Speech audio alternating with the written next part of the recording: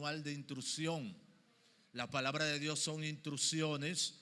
Ellas mismas dicen que toda palabra es buena para instruir, redarguir. Entonces, la palabra de Dios son instrucciones. Aquí tenemos la instrucción, es la acción de transmitir o recibir informaciones detalladas sobre un tema. Es el conjunto de conocimientos enseñados o adquiridos. Como bien le decía, la palabra de Dios son instrucciones.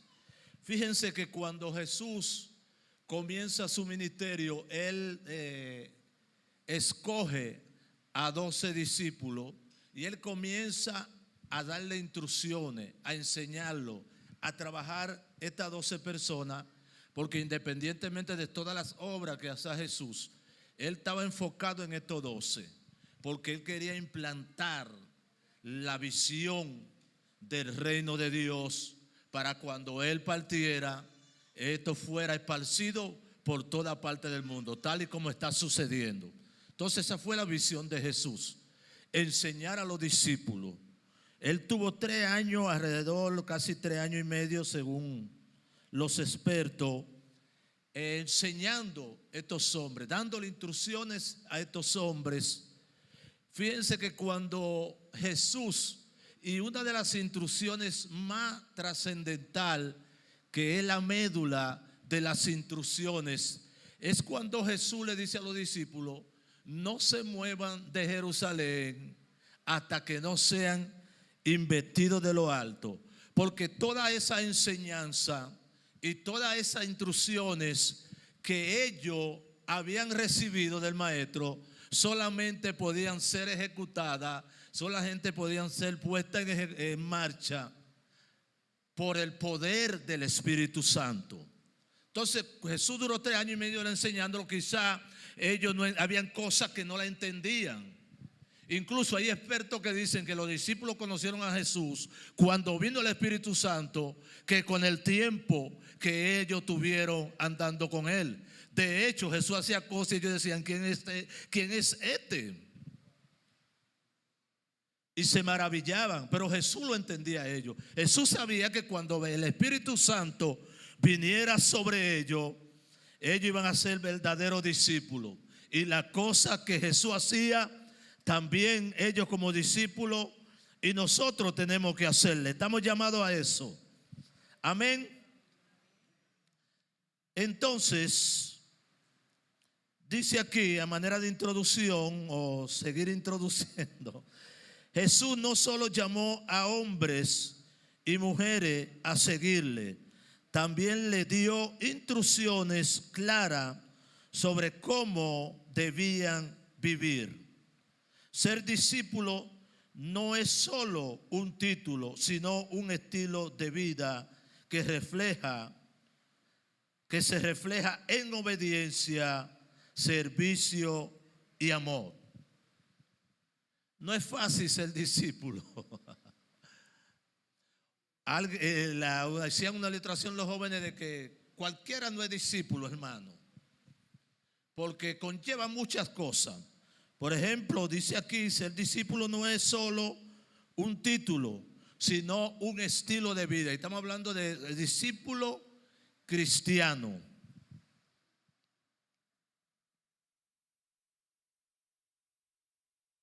Dice, permanecer en la palabra de Cristo. O sea, una de las maneras de nosotros ser discípulos de Cristo es permanecer en la palabra de Cristo. Si tienen el micrófono por ahí, me pueden ir buscando Juan 8:31 para que podamos ver.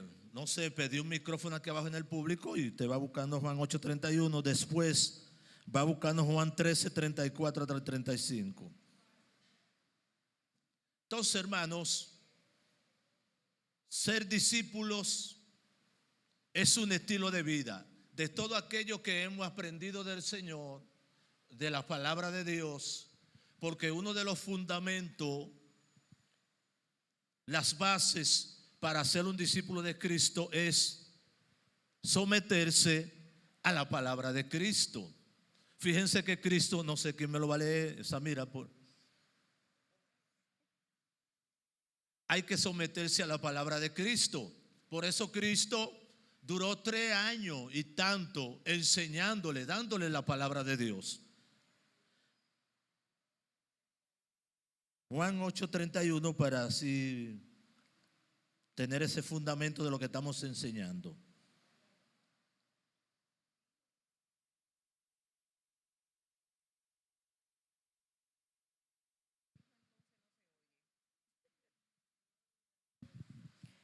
Dijo entonces Jesús a los judíos que habían creído en él: si vosotros permaneciereis en mi palabra, seréis verdaderamente mis discípulos. Si vosotros permaneciereis en mi palabra, seréis verdaderamente mi discípulo. Aquí encontramos unas de las primeras, ¿verdad?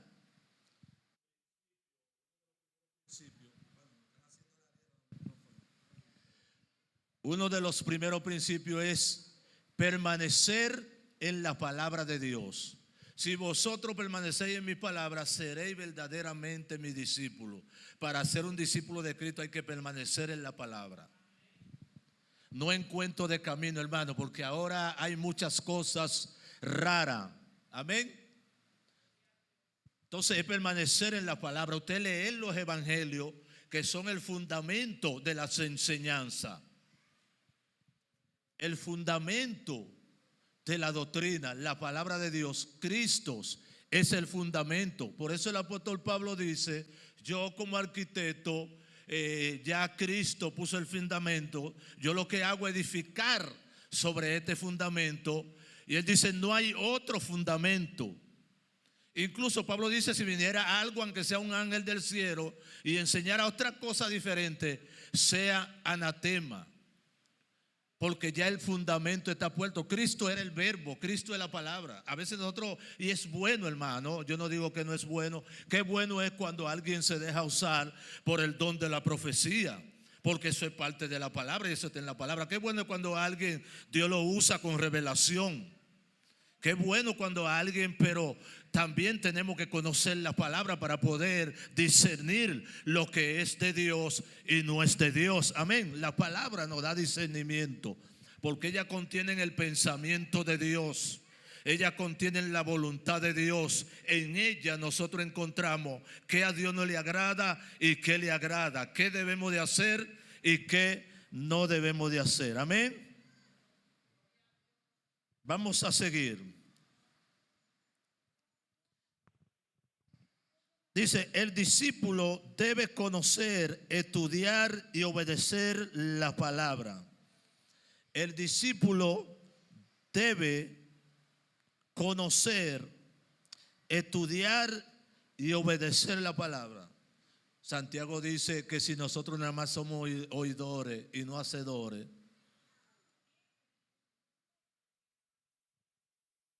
hay que ser oidor y hacedor. Amén. Entonces Cristo también dijo: cualquiera pues que me oye esta palabra y las hace, lo compararé a una persona prudente que edificó su casa sobre la roca. Soplaron los vientos, vinieron los ríos, vinieron la tempestad, y él permaneció porque estaba fundamentado sobre la palabra. Pero también dice que cualquiera que oye esta palabra y no la hace. Señores, hay mucha gente que oye la palabra y no las hacen. Y hay otros que oyen la palabra y las hacen. Entonces Jesús está hablando de personas que oyen la palabra y las hacen, y otros que la oyen y no las hacen. Entonces, ¿cómo usted se va a dar cuenta que alguien que se sienta al lado de usted oye la palabra y la hace, y otro que oye la palabra y no las hace? ¿Cómo usted se va a dar cuenta quién oye la palabra y las hace y quién oye la palabra y no las hace? Bueno, sencillo: cuando vengan los vientos, cuando vengan las tempestades y golpeen, entonces usted se va a dar cuenta quién oye la palabra y la hace y quién no la hace. Porque es posible que nosotros estemos sentados al lado de un insensato, porque todos edificaron, edificaron el que la oye y la hace, y edificó el otro que la oye, pero se fue por lo fácil. Tomó un terreno movedizo para edificar rápido y pronto, pero no aguantaba prueba, no aguantaba terremotos, no aguantaba vientos esas edificaciones. Así hay creyentes que no aguantan viento, no aguantan ímpetu de los ríos, las pruebas, cuando vienen las tempestades, cuando se levantan, ellos se van, ellos no vuelven. Y tú dices, ¿qué te pasó? Y comienzan a buscar una excusa barata. No, cuando viene a ver dicen, no, porque ahí son hipócritas, ahí tienen grupo. Hermano, la gente siempre está queriendo justificar su falta, gloria al nombre del Señor, de entrega y de relación a Dios. No, que ahí no me buscaban. Usted busque, usted, cuando usted está fundamentado, usted busca. Cuando usted está fundamentado, usted abraza, usted ama. El que está fundamentado ora por aquel. El que está fundamentado está enfocado. Mano, el discípulo no está mirando cositas ni entretenido en nada. El que tiene el amor de Dios, el que tiene el fundamento de Dios, aleluya, está enfocado en agradar a Dios. Es por eso que Esteban lo apedreaban y él veía al Hijo de Dios sentado en su trono. Él no estaba pendiente a quién le estaba tirando piedras ni nada de eso. Pero hay gente que están pendientes, hablaron de mí, me criticaron, no me saludaron. El que está fundamentado en la palabra no está pendiente a nada de eso. Está pendiente a ver la gloria de Dios, a ver el enfoque de Dios. Escúcheme, hermano, que yo creo que soy el predicador de Dios. Casi predico.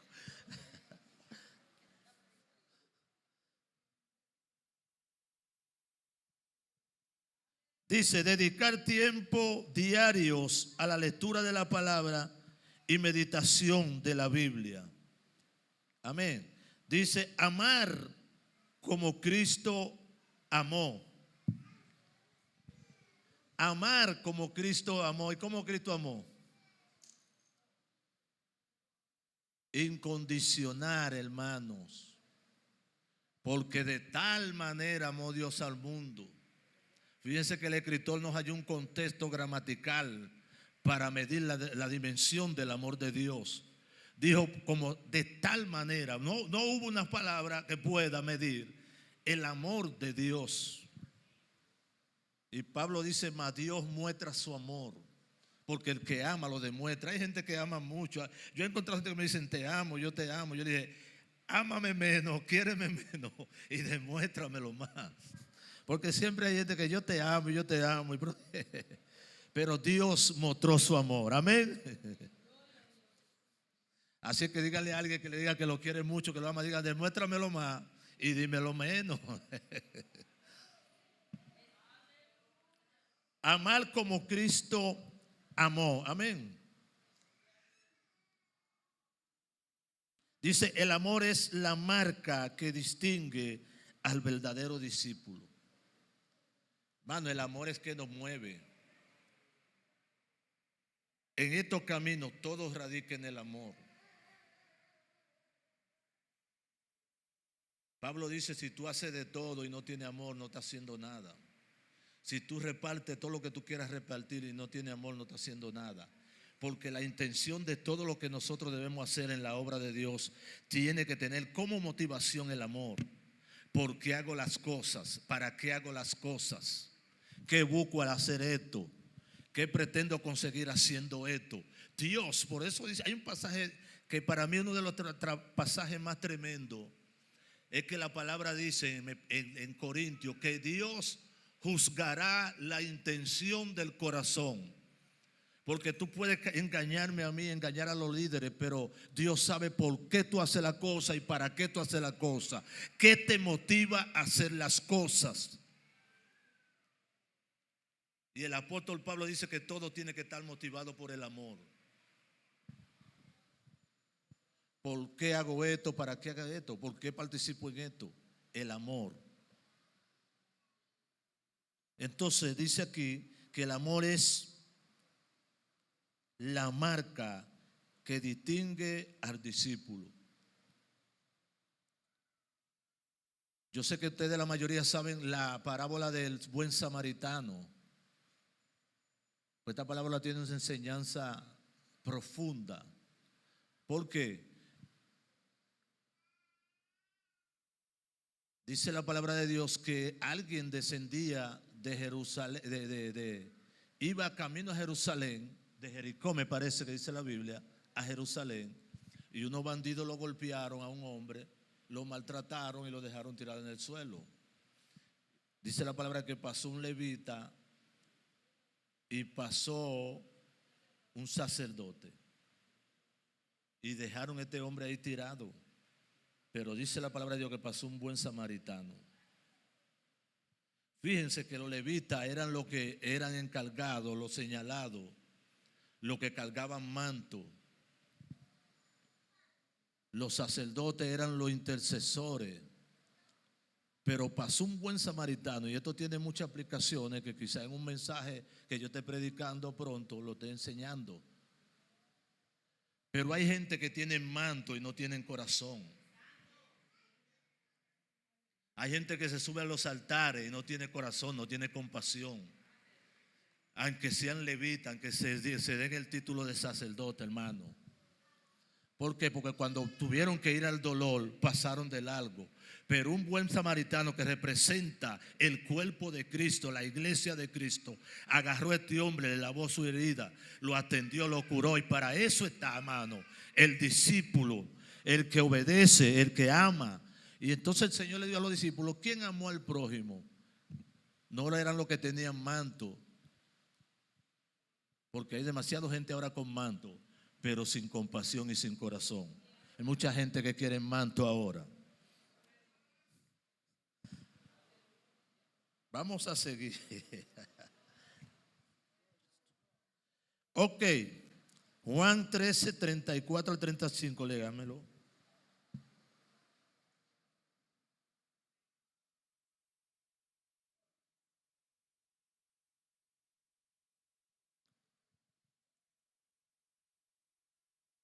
Bueno, el micrófono no apareció.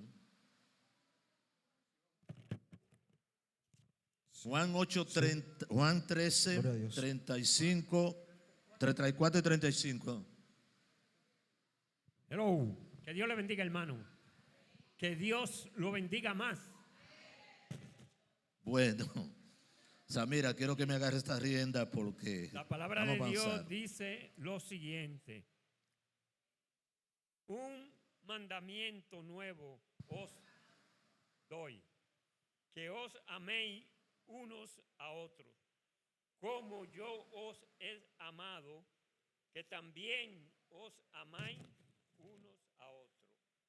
En esto conocerán todos que sois mis discípulos, y si tuviereis amor los unos con los otros. Amén. Amén. Gracias, hermano. En esto conocerán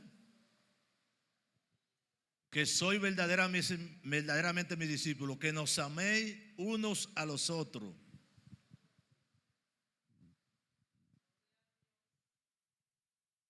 Yo sé que hay hermanos que a veces son incómodos de amar. Yo creo que cuando usted tiene a Dios en su corazón, no hay incómodo de amar.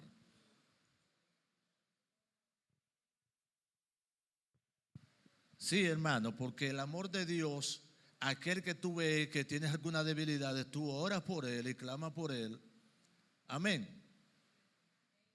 Por eso a mí no me gustan mucho estos mensajes de que el que no guayó la yuca conmigo no se va a comer la arepa y qué sé yo qué. El que no tuvo en mi proceso no va a estar en mi...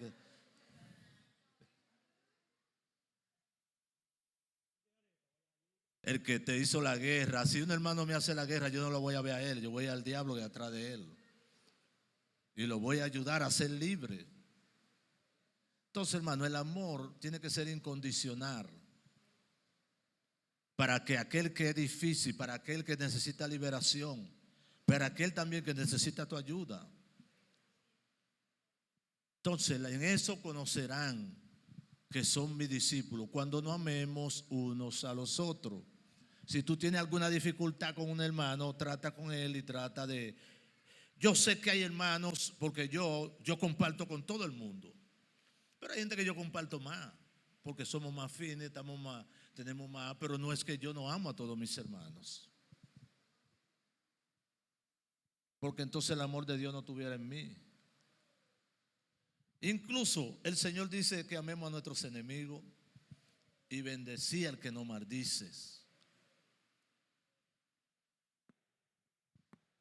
Entonces, si el Señor nos manda a amar a nuestros enemigos, ¿cuánto no a un hermano que sea medio difícil o esté en un proceso de renovación o necesite, ¿verdad?, un encuentro con Dios?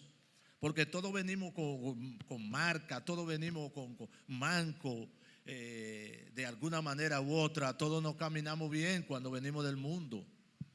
El mundo nos marca.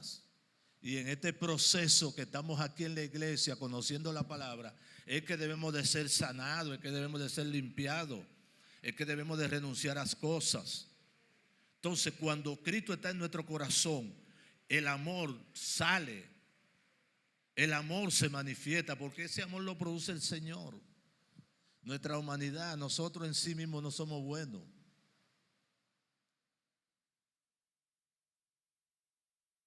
En nosotros no hay nada bueno, como dice una canción. El apóstol Pablo dice, no hay quien haga lo bueno, todos se descarriaron. Pero cuando Cristo viene a nuestro corazón, hermanos, se manifiesta el amor. Dice, no es un amor limitado, ya se lo dije, sino un amor sacrificial e incondicional. Dice, perdonar, servir a los demás dentro y fuera de la iglesia. Amén. Eso también es parte del amor, perdonar. Hay que aprender a perdonar. Si nosotros no perdonamos nuestras ofensas, tampoco Dios nos va a perdonar a nosotros. Amén. Por eso el Señor hace mucha énfasis en el perdón. ¿Por qué? Porque el perdón nos libera de la cadena de la culpa. Y cuando usted perdona, usted se abre paso a otra dimensión de vida. Cuando usted tiene un corazón perdonador, usted puede entender el conflicto, entender la situación y seguir adelante. Pero cuando usted no perdona, usted está encadenado y eso le produce resentimiento, eso le produce odio, eso lo enferma. Entonces usted es agresivo. Usted no puede tener una relación afectiva con los demás, ni tampoco usted puede echar hacia adelante. ¿Por qué? Porque usted está enfermo. Cuando usted no perdona es que usted se ha tragado un veneno, que usted quiere que se muera el otro, pero usted fue que se bebió el veneno. Usted está envenenado, pero el que le produjo el resentimiento, el que usted tiene que perdonar, es el que usted quiere que se muera porque se está muriendo de usted. Entonces, cuide su corazón del resentimiento, de la amargura y del dolor. Perdone y libérese y siga hacia adelante. Y aprenda a tener una relación con su entorno. Ok, vamos a ver otro punto. Dice negarse a sí mismo y tomar la cruz. Mateo 16:24. Esto es parte, hermano, de las instrucciones para el creyente. Pero se me está yendo el tiempo. Mateo 16:24, ¿qué dice?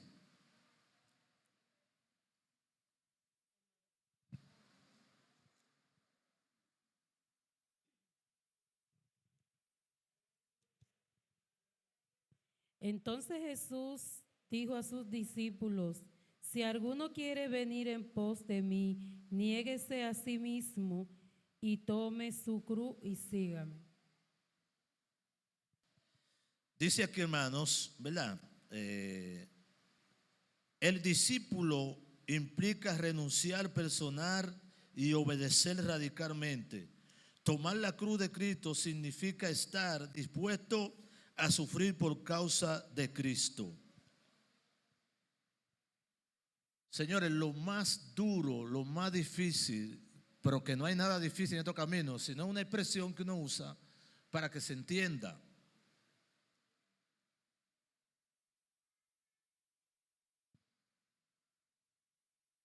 Para ser discípulo de Cristo hay que echar nuestra voluntad a un lado.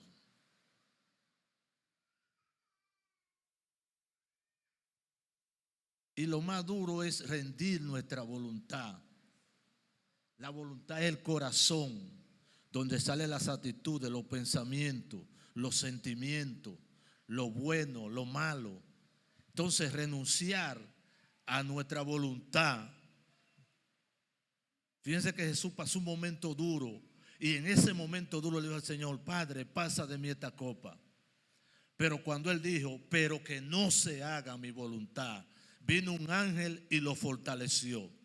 Porque hay cosas, hermano, que hay que rendir la voluntad para que Dios te fortalezca. Pero si tú no renuncias, si tú no rindes tu voluntad, si tú no doblegas tu corazón a la voluntad de Dios, el propósito de Dios no se va a cumplir en nuestra vida. Es rendir la voluntad. Hay un cantante, un himnólogo que dice: cuando tú dices venga a tu reino, tú le estás diciendo: yo renuncio del trono de mi corazón. Para que Cristo se siente en el trono de nuestro corazón, nosotros, nuestra voluntad tiene que cederles espacios. Y es una de las cosas más fuertes, rendir nuestra voluntad.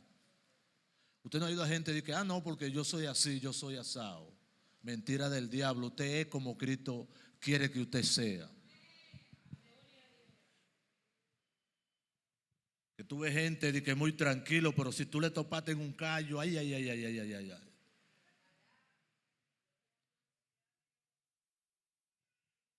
Hasta si tú le quitas el asiento, si te pones a donde él se pone, si le quitas donde él se sienta debajo del abanico. Hay gente que por todo pierden la comunión y ya no adoran y se sienten incómodos. Hermano, cuando su voluntad está rendida ante Dios, si usted viene al culto y no hay donde sentarse, usted va a adorar a parado y va a caminar y se va a glorificar.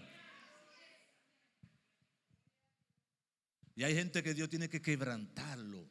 Hay gente que Dios tiene que tirarlo. ¿Para qué? Para que ese trono del corazón, Cristo pueda sentarse. No es que Dios nos obliga, es que usted quiere que Dios, usted tiene deseo, intención de servirle a Dios. Y Dios conoce nuestra intención. Amén.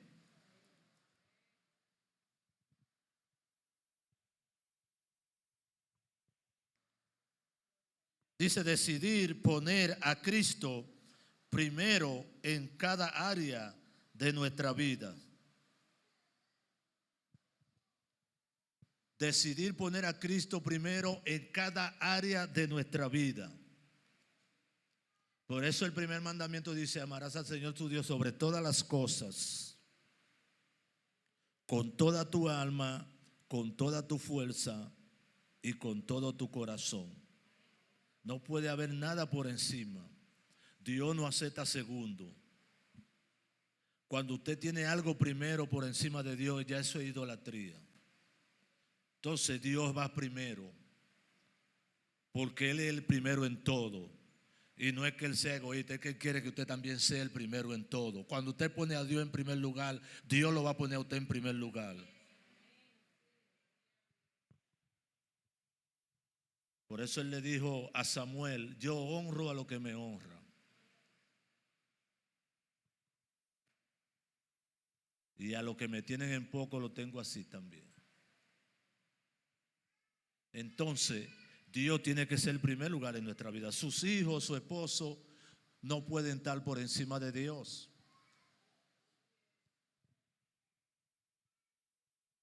Hay gente que quieren querer los hijos. Mire, usted no quiere a los hijos suyos más que como Dios lo quiere. Es tan así que la Biblia dice: herencia de Jehová son los hijos. Usted va a tener que dar cuenta por sus hijos a Dios, porque usted cree que son suyos, pero son de Dios. Entonces, hermano, hay que enamorarse de Dios y cumplir también con la familia. No es que usted no va a amar a su familia y no va a atender a su familia y no le va a enseñar a su familia. Ok, vámonos a otro punto. Dice, dar dentro de lo que son las instrucciones al discípulo creyente, dar fruto que permanezca. Amén. Juan 15, verso 8 al 16.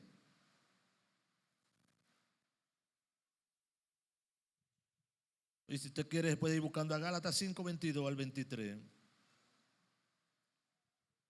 Estamos casi terminando ya, hermanos.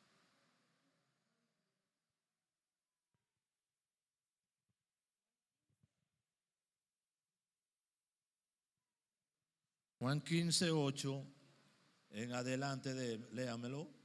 Quizá no lleguemos al 16 por el tiempo, pero En esto es glorificado mi Padre, en quien lleváis muchos frutos y seáis asimismo discípulos. Como el Padre me ha amado, así también yo os he amado. Permaneced en mi amor. Si guardáis mis mandamientos, permanezcáis en mi amor, así como yo he guardado los mandamientos de mi Padre y permanezco en su amor. Estas cosas os he hablado para que mi gozo esté en vosotros y vuestro gozo sea cumplido. amén. Ahí sigue diciendo, porque hasta el 16, pero está bien, déjalo ahí. Habla de yo soy la vid, yo soy el pámpano, si ustedes permanecen en mí, van a hacer fruto. Si estamos conectados a Cristo, vamos a dar fruto. Si permanecemos en Cristo, vamos a dar fruto como cristianos.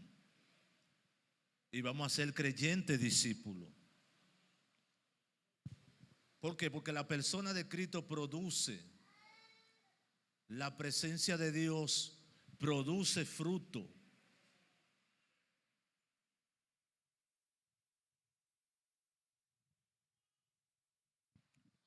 Dice aquí, el fruto incluye carácter cristiano. Ustedes conocen a Gálatas, más el fruto del Espíritu es el amor, y del amor se desprenden los otros demás. El fruto del Espíritu es el amor, y dentro del amor está la fe, la templanza, el dominio propios y todo esto demás que son para usted tener una buena relación con Dios primeramente, entre usted y Dios. Luego hay otros frutos que son para usted tener una buena relación con el prójimo y ya ustedes saben. O sea, cada fruto marca una relación entre usted y Dios, entre usted y el prójimo y entre usted mismo. Entonces, es lo mismo que la obra de la carne destruyen la relación con Dios, destruyen la relación con el prójimo. Y así como la obra de la carne destruye la relación con Dios y destruye la relación con el prójimo, los frutos del Espíritu construyen la relación entre usted y Dios y también fomentan una buena relación con usted y el prójimo. Porque usted va a tener amor, usted va a tener templanza, usted va a tener dominio propio y usted va a amar a Dios, va a amar al prójimo y va a amar a su propio cuerpo. Por eso la carne incluye adoración espiritual falsa, prácticas sexuales que destruyen su cuerpo y esas cosas, y la buena relación con el prójimo.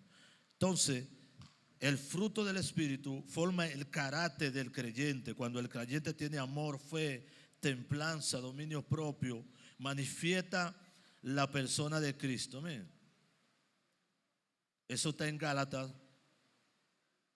Ok, ya con esta vamos a terminar. Hacer más discípulos. Mateo 28, 19 al 20.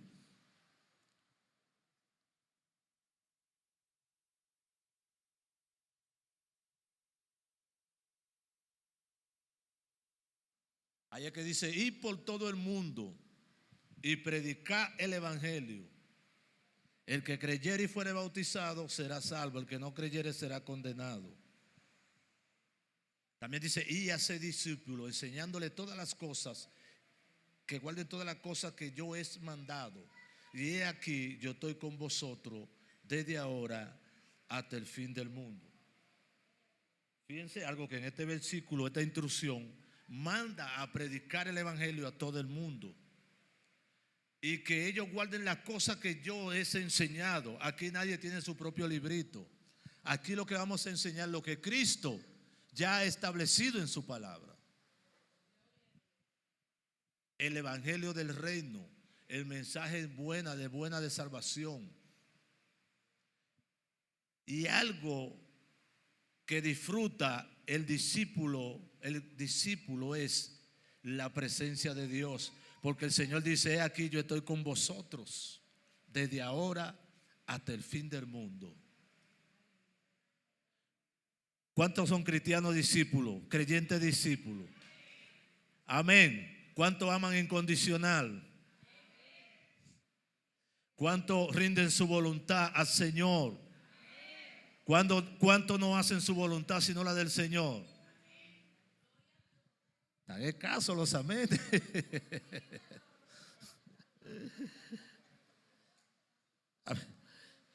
Dice aquí ya para terminar: Jesús dejó instrucciones claras para quienes le siguen. Permanecer en la palabra, amar, negarse a sí mismo, dar fruto y hacer discípulo. La obediencia a estas instrucciones demuestra nuestra autenticidad como seguidores de Cristo. Amén. Si nosotros, ¿verdad?, seguimos estas instrucciones, esto va a demostrar la verdadera autenticidad como seguidores de Cristo. Dios le bendiga, Dios le guarde. Muchas gracias por aguantarme este tiempo. Dios le bendiga más a la persona que continúa.